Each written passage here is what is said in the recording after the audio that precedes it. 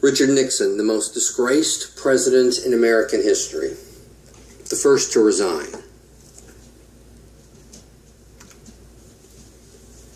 First, Vietnam. In public, Nixon followed a plan called phased withdrawal of U.S. troops, which he announced on May 14, 1969. However, in private, Nixon considered the idea of a knockout blow to Hanoi. On April 30th, 1970, Nixon ordered the U.S. military to bomb and invade the tiny nation of Cambodia. Massive protest across this country resulted in expanding the war into yet another country.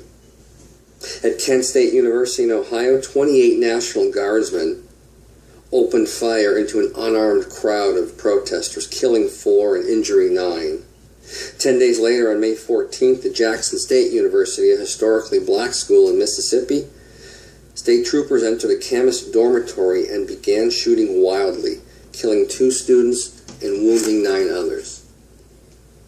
On November 3rd, 1970, Nixon announced plans for a gradual withdrawal of U.S. troops. In February of 1971, Nixon directed the South Vietnamese Army to invade Laos.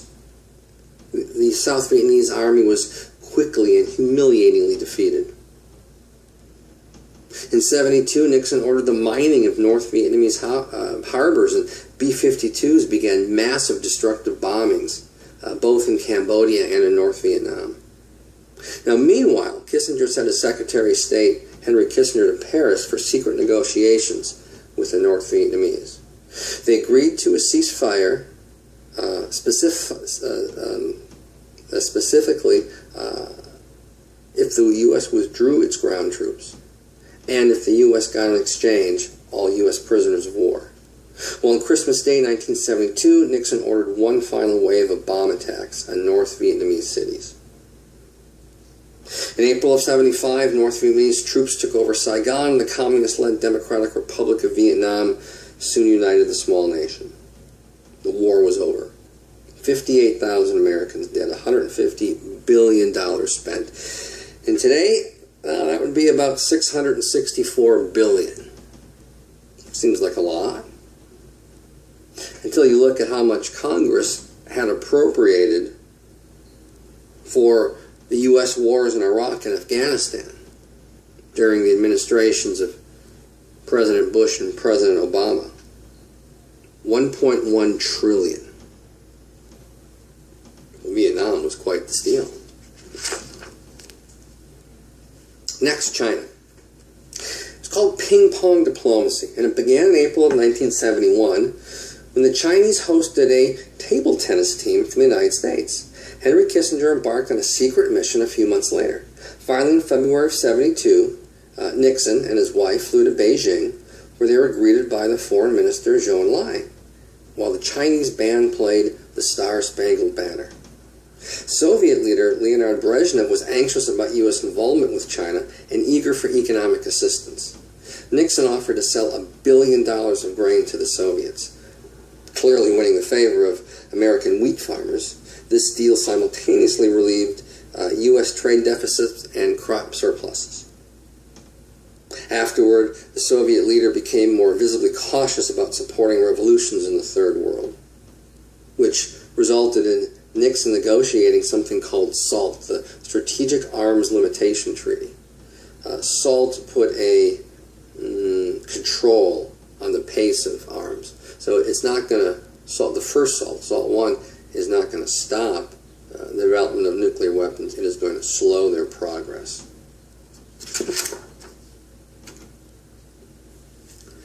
The demise of Nixon. Casey at the bat.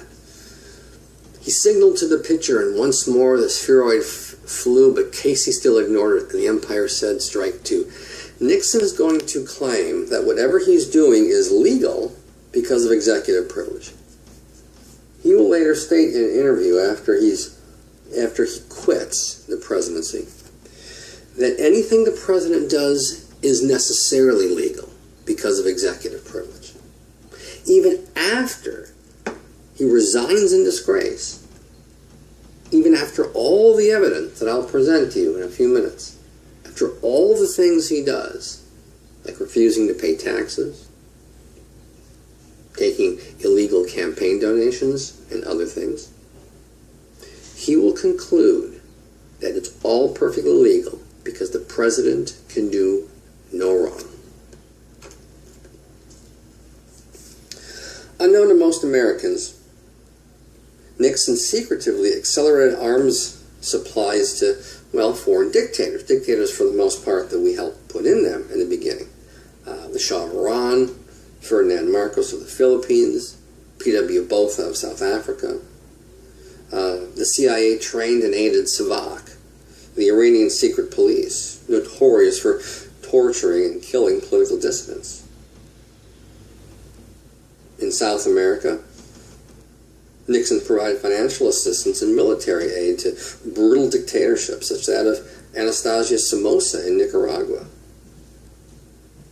There was a massive earthquake in Nicaragua, centered in their capital, Managua, and blood supplies, blood donations came pouring in. Well, Somoza, the U.S.-supported dictator, took the donated blood and sold it on the black market, making a killing for himself. The CIA destabilized the democratically elected government of Chile, Salvador Allende. This is him in that photo. And paid the Chilean army for a coup. In September of '73, a military junta killed the democratically elected president of Chile. Captured, tortured, and murdered thousands of its supporters. And Nixon and Kissinger warmly welcomed the new dictator, Augusto Pinochet, granting him financial assistance to destabilize the country. And then for 15 years, Pinochet will launch the dirty war. I mean, he killed his own people by the sackful. That's one of the characteristics of the Cold War. We supported brutal dictators, as long as they were pro-American, as long as they killed in the name of the United States. 1972 was a presidential election year. Nixon was running for re-election, the Republican. The Democrat was a guy named George McGovern, very much a dove, very much sought to immediately end the war in Vietnam. Well, I was 8 years old. We were living in Milwaukee, Wisconsin, and my parents had a McGovern sign in their front lawn. My brother Pete and I were waiting for the school bus in front of our yard when our next door neighbor, Mr. Remkus, came out and put a Nixon sign in their front yard. And then their son Claude came walking over to the bus stop with my brother Pete and I. Claude was 12. Well, I went from being annoyed to being pretty pissed off. And I started a fight with Claude Remkus. I was 8. I'm getting into a fist fight over the presidential election of 1972 at the age of 8. Well, Claude was only 4 years older than me, but big difference between an 8-year-old and a 12-year-old, and well, the fight did not end well for me. As Nixon approached the 1972 re-election campaign, he tightened his inner circle of White House staff who assisted him in withholding information from the public, discrediting critics, and engaging in assorted, what they called, dirty tricks. Circle members solicited illegal contributions for Nixon's campaign and laundered money through secret Mexican banks. They also formed a top-secret squad called the Plumbers. The Plumbers were tasked with halting the leaks of information that came out of the White House. This team was headed by a former CIA agent named E. Howard Hunt and a former FBI agent named G. Gordon Liddy. The first person on this group's hit list was Daniel Ellsberg, Ellsberg was a former researcher with the Department of Defense who in 1971 turned over to the press secret documents outlining the military history of American involvement in Vietnam. They were called the Pentagon Papers. What the Pentagon Papers showed the American public, once again, 1971, is that Johnson and Nixon had been lying about U.S. involvement in Vietnam. Johnson lied about the Gulf of Tonkin. Johnson lied about the extent of the war. Nixon lied about the extent of the war, about invading Laos, about invading Cambodia. So, we know that two presidents were lying in 1971. Well, Ellsberg will eventually be arrested and charged and found guilty of various crimes, although the Supreme Court will say that it's perfectly legal for the U.S. press to publish the Pentagon Papers, because the Supreme Court unanimously will say, the truth is much more important than any classification. Well, before Ellsberg is arrested, Hunt and Liddy seek to discredit him, so they broke into his office of his former psychiatrist. They didn't really find anything interesting. In 1972, presidential election year, Nixon ran a negative campaign against George McGovern. The Republicans told the news media that McGovern's running mate, Senator Thomas Eagleton, had his own psychiatric problems and had undergone electric shock therapy for depression, thus forcing Eagleton to resign from the ticket. 1972, presidential re-election year, and the name of Nixon's committee to get him re-elected was called the Committee to Re-elect the President. C-R-E-E-P.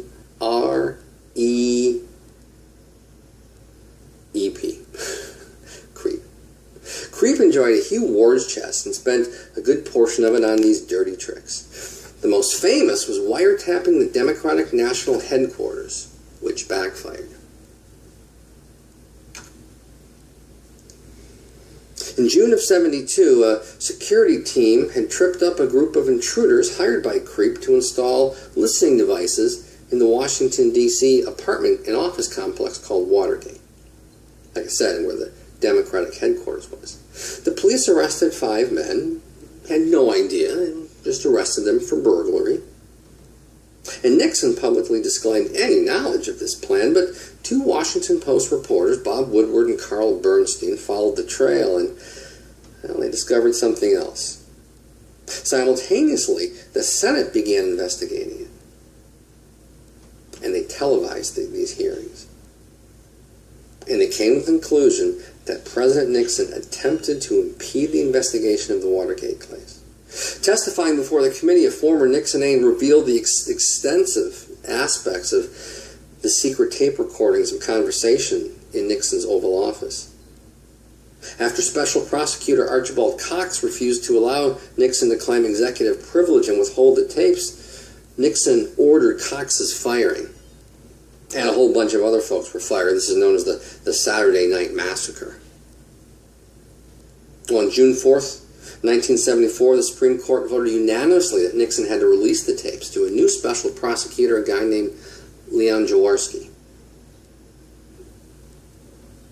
Although incomplete, the Watergate tapes proved sufficiently damning.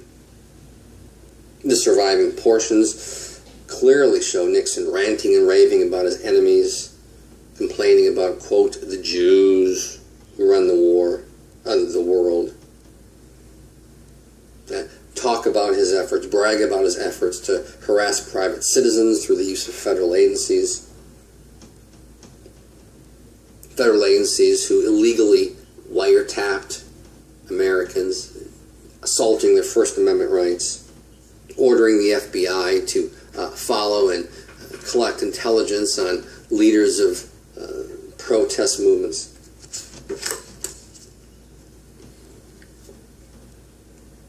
In July of 1974, The House Judiciary Committee adopted 3 articles of impeachment charging Nixon with obstructing justice. Charges of executive criminality had clouded the Nixon administration since his vice president had resigned in disgrace. In 1972, Spiro T. Agnew, his vice president, had admitted accepting large kickbacks while governor of Maryland. While pleading no contest to this and to charges of tax evasion and other financial issues, Agnew resigned from office in October of '73. So Nixon appoints a very moderate, very likable Republican from Michigan, Senator Gerald Ford, to be his new vice president. Well, the House passes the impeachment resolutions. Now the Senate has to vote. The Senate had the vote. They were going to vote to kick Nixon out of office. Nixon is given the opportunity to either be kicked out or resign. And this is what he does.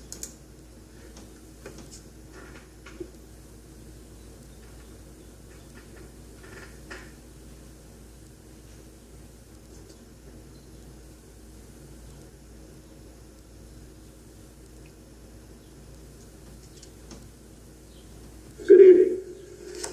This is the 37th time I have spoken to you from this office. There are so many decisions have been made that shape the history of this nation. Each time I have done so to discuss with you some matter that I believe affected the national interest. In all the decisions I have made in my public life, I have always tried to do what was best for the nation. Throughout the long and difficult period of Watergate, I have felt it was my duty to persevere, to make every possible effort to complete the term of office to which you elected me. In the past few days, however, it has become evident to me that I no longer have a strong enough political base in the Congress to justify continuing that effort. As long as there was such a base, I felt strongly that it was necessary to see the constitutional process through to its conclusion. That to do otherwise would be unfaithful to the spirit of that deliberately difficult process and a dangerously destabilizing precedent for the future. But with the disappearance of that base, I now believe that the constitutional purpose has been served, and there is no longer a need for the process to be prolonged. I would have preferred to carry through to the finish, whatever the personal agony it would have involved. And my family unanimously urged me to do so. But the interests of the nation must always come before any personal considerations. From the discussions I have had with congressional and other leaders, I have concluded that because of the Watergate matter, I might not have the support of the Congress that I would consider necessary to back the very difficult decisions and carry out the duties of this office in the way the interests of the nation will require. I have never been a quitter. To leave office before my term is completed is abhorrent to every instinct in my body. But as president, I must put the interests of America first. America needs a full-time president and a full-time Congress, particularly at this time with problems we face at home and abroad. To continue to fight through the months ahead for my personal vindication would almost totally absorb the time and attention of both the President and the Congress in a period when our entire focus should be on the great issues of peace abroad and prosperity without inflation at home. Therefore, I shall resign the presidency effective at noon tomorrow. Vice President Ford will be sworn in as president at that hour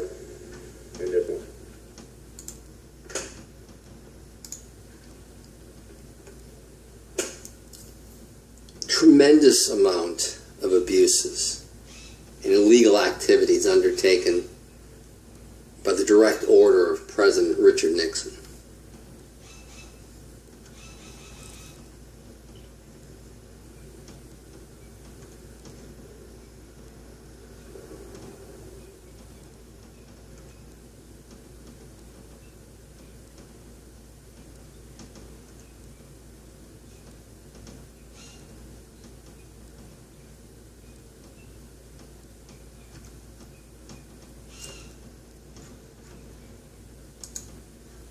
This is the south side of the White House, the side that faces the Washington Monument, Turning Basin, and the Lincoln Memorial.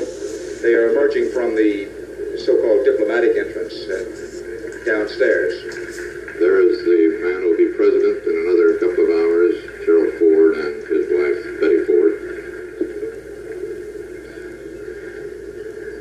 Vice President Ford this morning, as he left his home to come here for this occasion, said it was indeed one of the saddest incidents that he's ever seen. There is the President waving goodbye, and you hear the applause.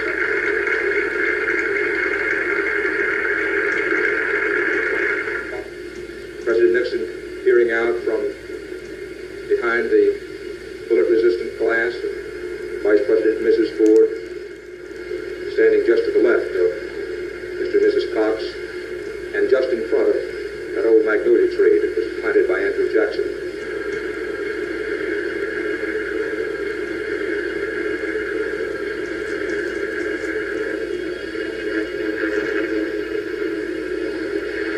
President Nixon's helicopter is going over the fountains of the White House South Lawn, over the back black fence, high over the ellipse.